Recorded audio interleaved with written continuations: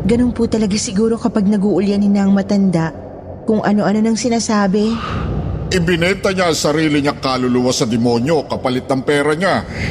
Ah! Wag!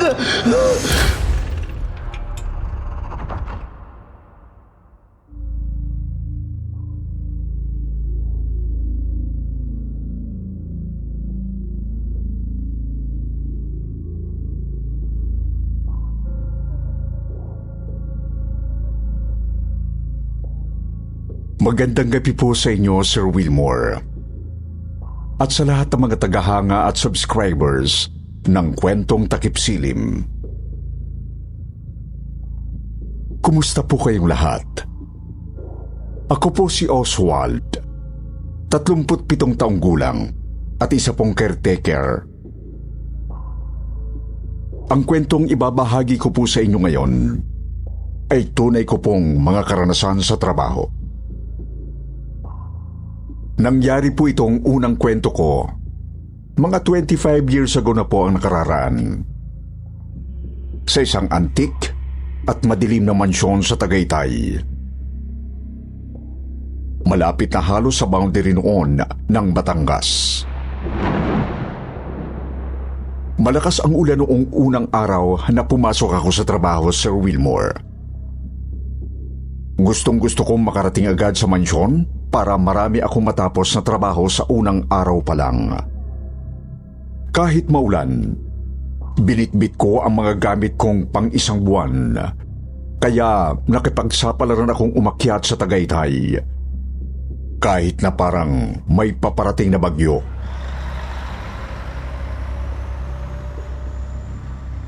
Natagalan ako sa biyahe. Sa Malabon pa po kasi ako nakatira. Mag-aalauna na ng madaling araw nang huminto ang bus sa tapat ng lumang gate ng Tagaytay Mansion. Hindi ako pamilyar sa lugar at makapal ang hamog sa buong paligid nang bumaba ako ng bus. Bukod dito, ay napakalakas ng ulan ng madaling araw na yon. Nangatal ako sa lamig pagkababa ko pa lang ng bus at lalong gininaw nang mabasa ako ng ulan. Binilisan kong maghanap ng masisilungan, ngunit wala akong makitang waiting shed. Sinagupa ko ang makapal na usok. Tumakbo ako ng mabilis, makahanap lang ng matutuluyan. Hanggang sa nakita ko ang isang malaking mansyon.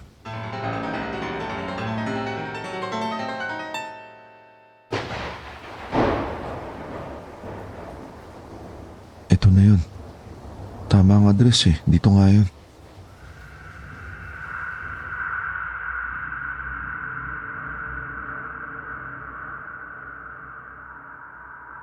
Pumasok ako sa loob ng walang kuryenteng mansyon at naghanap ng masisilungan. Napansin kong maraming mga bahay na mukhang mga lumang villa na Amerikano ang disenyo sa buong village. Napansin ko rin walang mga tao sa bawat bahay na nadadaanan ko.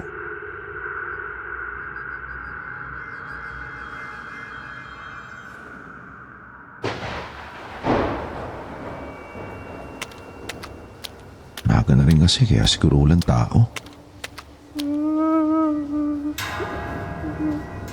Ano yun?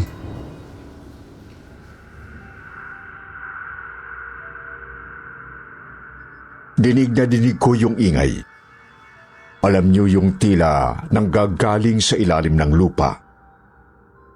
Ganon ang naririnig kong ungol ng isang matandang lalaki.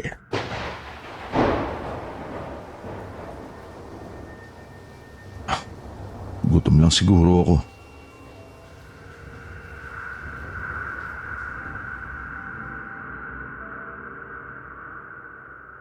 Sa sobrang pagod ko ay umupo ako sa sofa sa sala.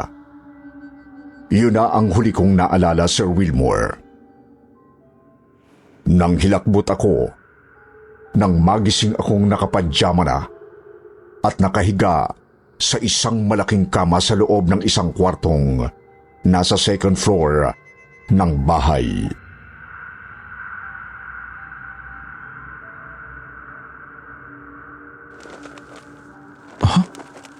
Ang ginagawa ko dito? Bakit iba na ang damit ko? Kanino tong suot ko? May tao sa baba? Akala ko ba? Wala nang nakatira dito kaya kailangan nila ng caretaker.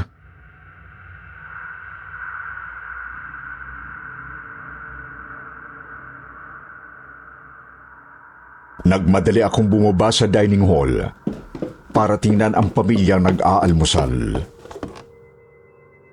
Dinig na dinig ko kasi ang tawanan ng mga bata habang kumakain at ang usapan ng mag-asawa sa wikang Espanyol pa.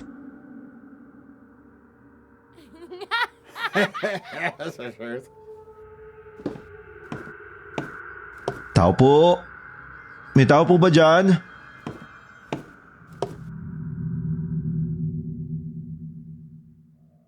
Nanigas ang kalamnan ko nang makita kong walang katao-tao sa ibaba ng bahay. At nakakumot pa ng puting telang maalikabok ang bawat muebles.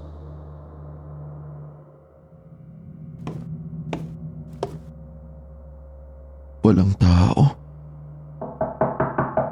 Oswald! Oswald!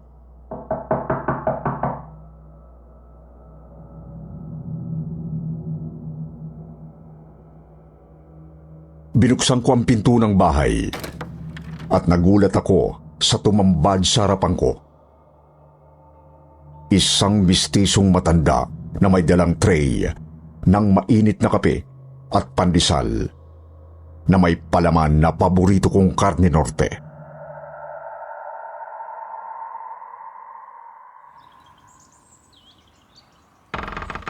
Sino po sila? Anong sino po sila? Nagbibiro ka ba, Oswald? O, hetong almusal mo. Tulad ng dati. Kape at karne norte sa pandesal. Paborito mo. Naku, salamat po. Napakabait nyo namang kapitbahay, sir. Pero, paano nyo po ako nakilala? Isang buwan na kitang hinahatidan ng almusal dito. Paano hindi ko malalaman? Po? Ano ba nangyayari sa'yo, Oswald? At parang ibang tao ka ngayon. Pakiulit nga po. Hinahatidan niyo po ako ng almusal dito sa mansyon na to sa loob po ng isang buwan? Oo, isang buwan na. Magkaibigan nga tayo, di ba? Ikaw naman, Oswald, nagpapatawa ka yata eh. Pero sir, Sir?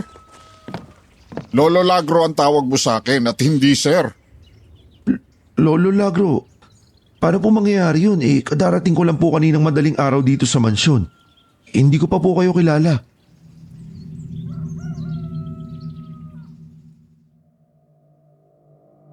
Bigla pong nanlaki ang mata ng matanda.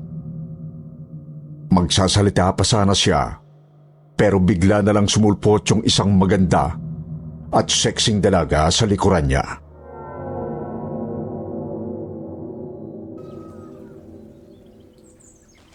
Lolo Lagro, halina po kayo. Umuwi na po tayo. Hello po sa inyo. Sir, ako po si Jean, personal nurse po ni Lolo Lagro. Pasensya na po kayo, sir.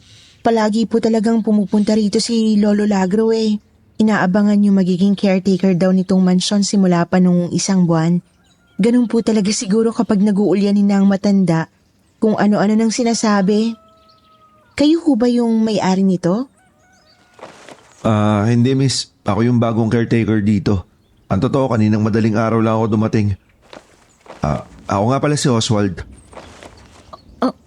Oswald? Oswald po ang pangalan niyo? Oh, bakit? Yun kasi yung sinasabi ni Lolo Lagro na pangalan daw ng magiging caretaker nitong mansyon.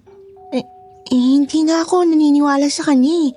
Kasi ang nagsabi raw po sa kanya noon, yung dating may-ari ng bahay na to na matalik niyang kaibigan.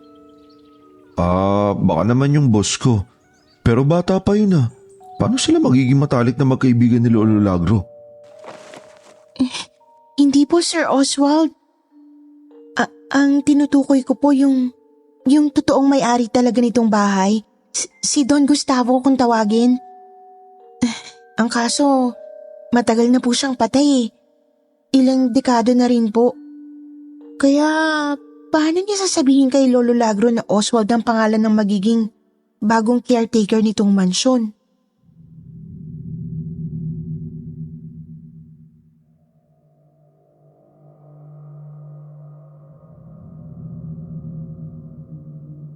Kinilabutan ako ng matindi sa sinabi sa akin ng nurse na yon sa kabilang bahay, Sir Wilmore. Pero pinilit ko na lang pong isipin na baka dahil nag-uulyani na yung matanda, ay napagkamalan nitong si Don Gustavo ang kausap niya. Baka ako isang guard o isa sa mga tauhan ng boss ko ang nagsabi sa kanya ng tungkol sa akin. Pero makalipas po ang ilang araw, doon ko na napatunayan, Sir Wilmore, na meron niya pong kababalaghang nangyayari sa mansyong yon.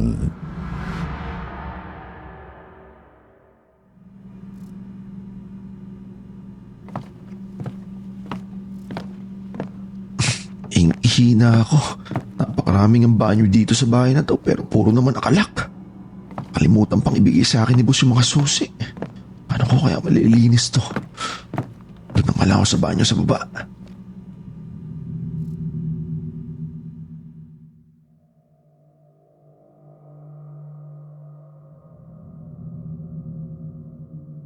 Kahit medyo madilim sa bandang likuran ng bahay, ay pinilit kong puntahan ang banyo, Sir Wilmore, para naman makaihi na ako ng gabing yon.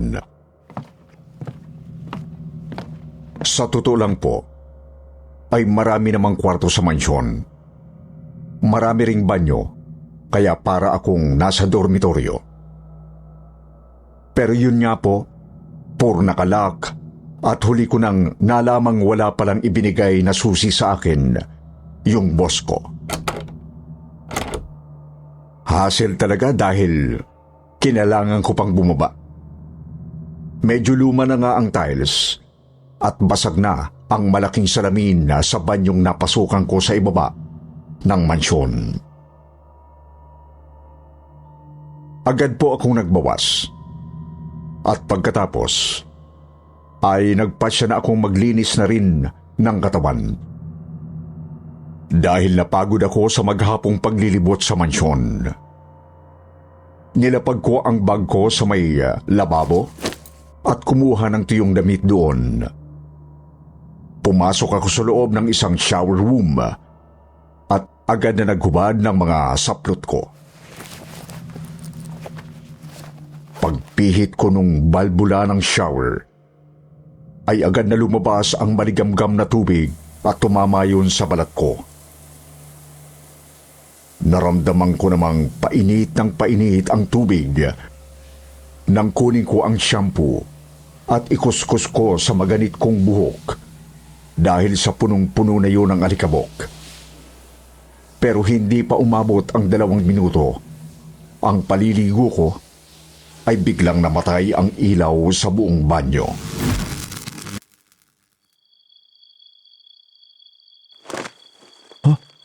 Brownout?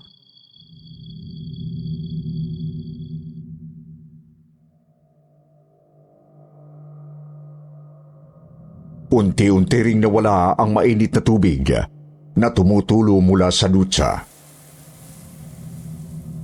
Gusto ko sanang lumabas para tingnan kung may nagpatay ng ilaw.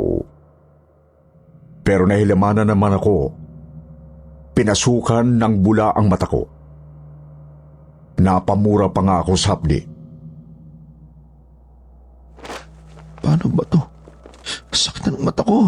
Shit!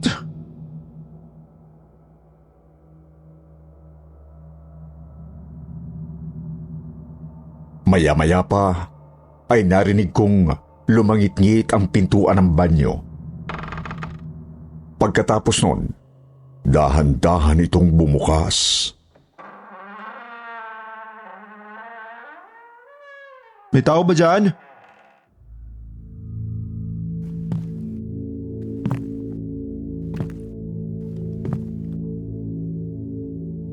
Nakarinig ako ng maliit na yabag papunta sa shower room na pinasukan ko. Sinipat ko sa ilalim ng pintong may siwang kung may lumapit sa pinto. Pero dahil sa sakit ng mata ko, hindi ko na nakita pa kung sino yung pumasok sa banyo. Maya-maya pa,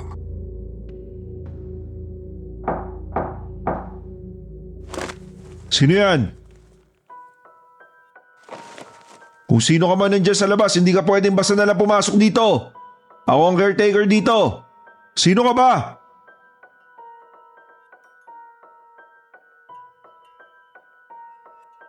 walang umimik mula sa labas. Marahang kong binuksan ang pintuan. Nagsitayuan ang mga balahibo ko nang makita kong walang tao sa loob ng banyo, kundi ako lang. Sa sobrang takot ko, ay kinuha ko ang tuwalya ko at pinunasan na lang ang bula sa buhok ko.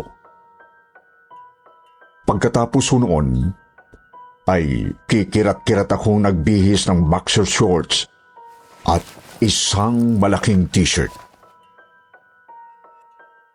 Palabas na ako ng banyo nang bigla na lang may bumulaga sa akin sa pintuan. Isang matandang lalaking nakatitig sa akin at nakangiti na parang nakakaloko. Nakalutang ito, Sir Wilmore. Nasa kisame ang mga paa niya at ang ulo niya ay humampas halos sa mukha ko nang buksan ko ang pinto.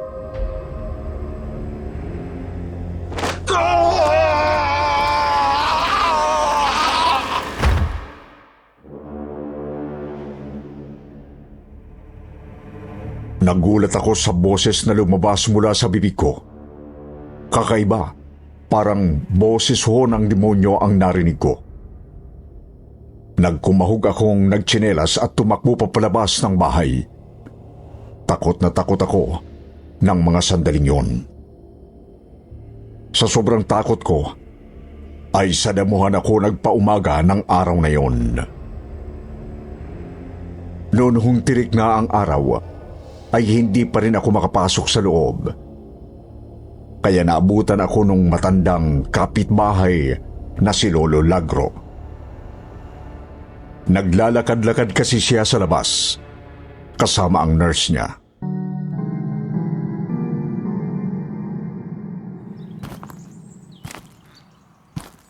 Oh, iho.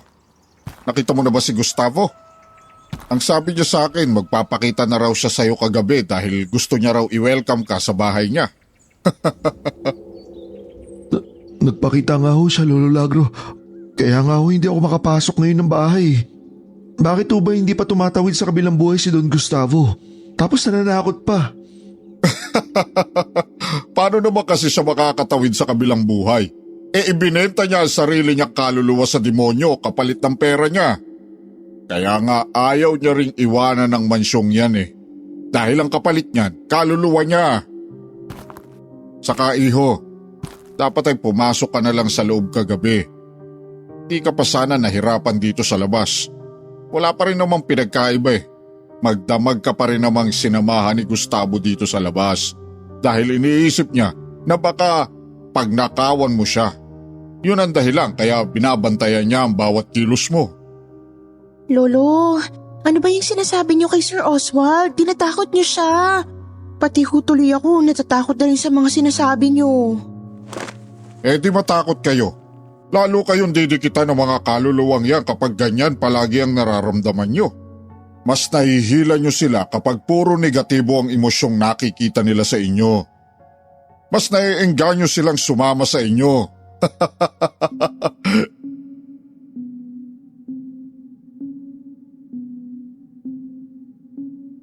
Talagang hindi ko na ho kinaya ang kilabot na naramdaman ko sa mga sinabing yun sa akin ng nag-uulianing matandang si Lolo Lagro. Halos ayaw na nga hong bumaba noon ng mga balahibo ko sa katawan dahil sa sobrang kilabot ko sa mga sinabi niya sa akin. Dahil po doon ay napilitan akong maghanap na lang ng ibang bahay na aalagaan. Nadala ako sa takot, Sir Wilmore. Pumayag naman ang lalaking kumontrata sa akin na maging caretaker doon. Lumipat ako sa ibang bahay. Mas payapa, mas maliwanag. Ngunit ang hindi ko alam, hindi pa po pala ito ang huling nakakatakot na pangyayaring mararanasan ko sa buhay ko. Pero sa susunod ko na lang po ikukwento yung isa. Sana po, abangan niyo po ang susunod kong pagsulat sa inyo.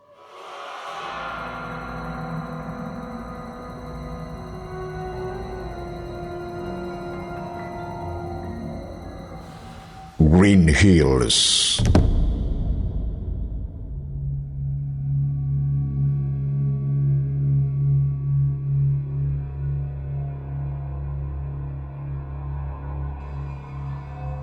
Magandang gabi po sa inyo, Sir Wilmore.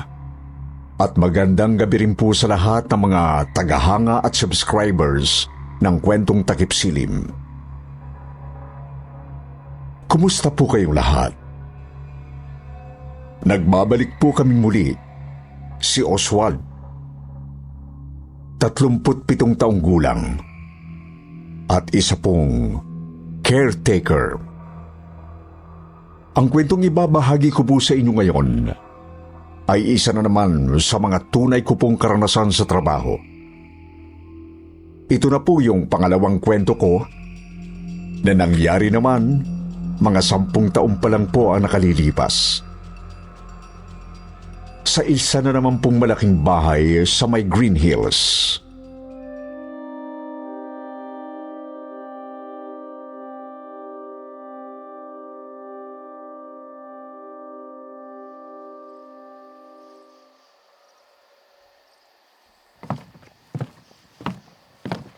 As you can see, Oswald, wala ka naman talagang lilinisin palagi sa house na to. Ang kailangan mo lang talagang gawin ay magbantay at i-monitor palagi ang bahay. May mga importante pa kasi akong gamit dito na baka mawala. Alam mo na, uso na naman kasi ang nakawan ngayon. Okay po, Sir Javier. Huwag po kayong mag-alala, maasaan niyo po ako. Jervy na lang, para hindi na tayo masyadong formal. Okay po, Sir Jervy. Ay nako, Oswald. I'm having my sex reassignment surgery next year. So please stop calling me sir. Ay, ganun po ba? Sorry po, Sir Jervy. Well, nasanay na rin naman akong mag-explain kaya okay lang. By the way, before I go, pwede ka matulog sa kwarto na nasa gitna ng second floor. That's the master's bedroom. Diyan natutulog dati ang parents ko. Ay, bakit po dun? Ayos lang po sa akin na sa maliit lang akong kwarto matulog. Nakakaya naman po eh. Hindi nakakahiya. Nakakatakot. Po? Just kidding. Gusto ko talagang doon ka matulog kasi nandun ang pinakamahalagang gamit ko. Huwag mo na lang pansinin kung may mga ingay kang maririnig doon ha. Basta chill ka lang. Mas makakabuti kung magpapatay mali siya ka lang. Sige na, I have to go. Bye.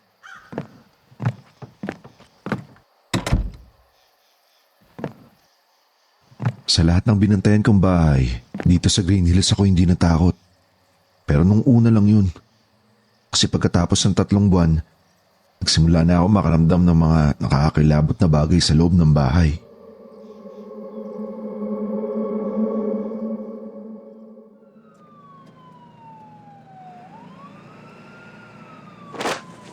Ah, ano yun? May sunog ba?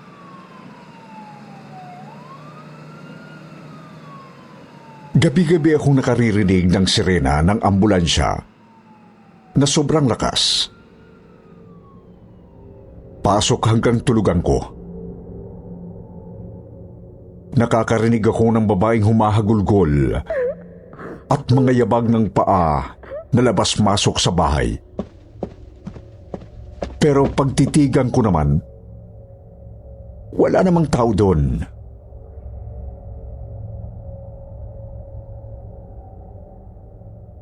Minumulto na naman yata ako ah. Putik na yan.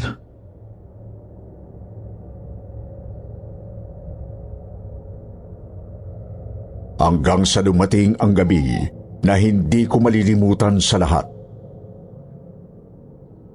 Alas 8 na ng gabi noon, nang bigla na lang may mag-doorbell. Lumabas ako para tingnan kung sino yon. Pagbukas ko ng pinto, wala naman akong nakitang tao. Nagpalingalinga pa nga ako sa paligid para i-check kung may nantitrip lang sa akin. Nang masigurado kong wala, isinara ko ang pintuan at dumiretso ako sa dining table para kumain ng niluto kong tinola para sa hapunan ko. Maya-maya pa, nakarinig ako ng mahinang iyak ng isang matandang lalaki. Nanggaling ang tunog mula sa master's bedroom. Pinuntahan ko ang nakasaradong pinto. Unti-unti kong binuksan ito.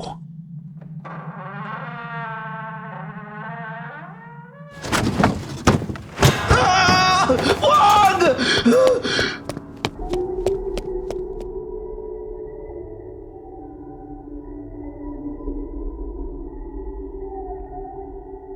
Sa gitna ng dilim ng silid, ay kitang-kita ko ang isang matandang lalaki na nakasuot pa man din ng formal na damit. Bigla siyang nagbigti sa harapan ko. Nahirapan siyang makahinga, kaya nagkakakawag pa nga ang mga paa niya.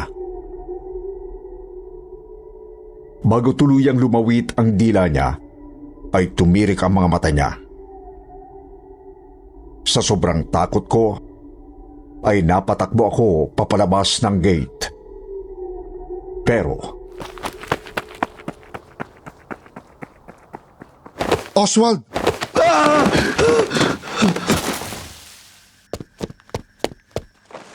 Bakit? What happened, Oswald?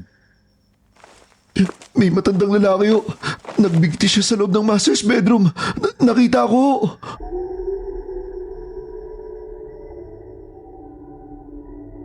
tinitigan lang ako ni Sir Javier bago niya ako pinakalma.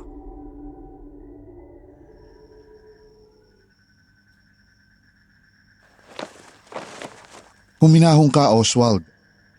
Si Daddy lang yung nakita mo. He committed suicide last year nang malugi ang family business namin. Ho? Ibig sabihin, alam niyong nagbumulto rito ang tatay niyo? Oo, Oswald. Pasensya ka na ha. Kailangan ko lang kasi talaga ng magbabantay sa bahay na to.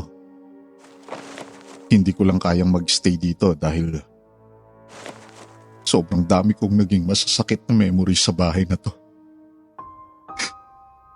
Sige ho, okay na ho. Pinapatawad ko na ho kayo. Ano ba ang nangyari sa daddy niyo?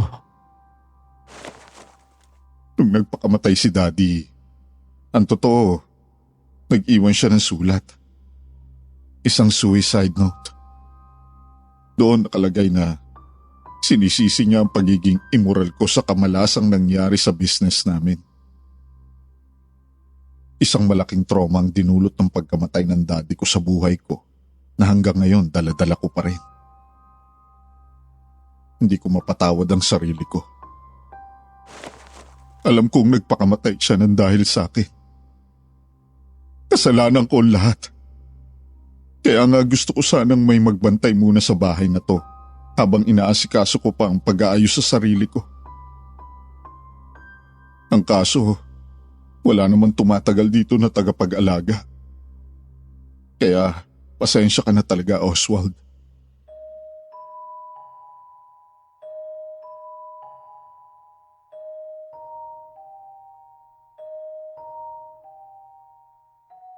Yun na yung huling gabi ko sa Green Hills, Sir Wilmore.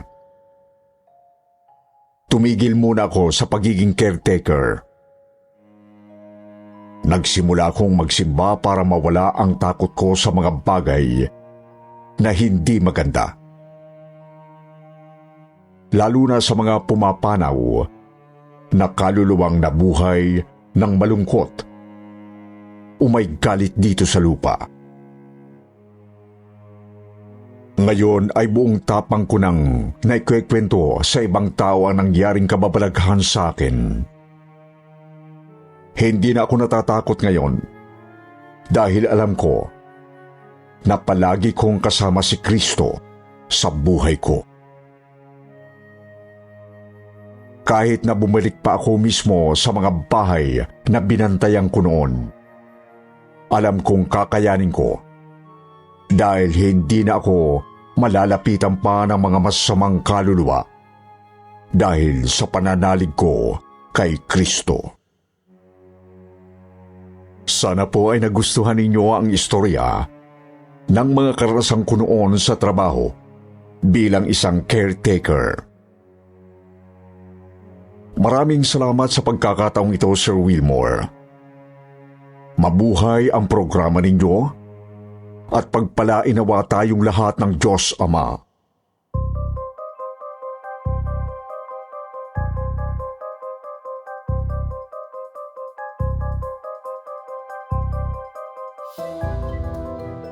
At ngayon naman mga kaibigan, mga ka-KT, mga ka-SB, dumako tayo sa paborito nating shoutout portion. Shoutout going out to Carl Justin Lee Quico, Joel Bernal, Lynn Salcedo, Mami Gina Vlog, Jerry Will Pantoja, Elizabeth Dacles, Marlamay Villanueva, Denver Sam, Paradise Vlog, Rosario San Jose, Bakugan, Joel Pigar, Belen Malbas.